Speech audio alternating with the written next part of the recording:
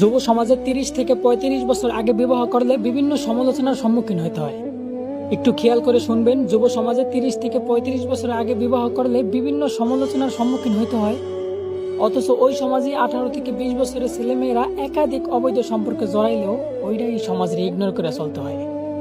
আমাদের সমাজের শিক্ষিত মানুষগুলা শিক্ষার্থীদের বইয়ের পাতার মাধ্যমে সমকামিতা শিক্ষা দেয়, আবার কেউ তার প্রতিবাদ করতে গিয়ে নিজের কর্মস্থলের চাকরিটারে হারায় ফেলায়।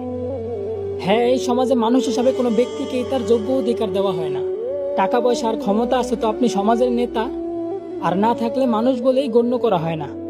আমরা এই আলোময় পৃথিবীতে চলার জন্য উচ্চ শিক্ষিত হইতে বিভিন্ন দেশ বিদেশ যাইতেও দ্বিধাবোধ করি না, অথচ অন্ধকার কবরে চলার জন্য কোরআনের শিক্ষাটাই এই সমাজ থেকে নেওয়া হয় না। তো বলি, এই যে সমাজের লোকজন নিজেদের ছেলে মেয়ের বিয়ের জন্য এই অগোছালো সমাজ থেকে আবার একজন সামাজিক ছেলে বা মেয়ে খুঁজলেন।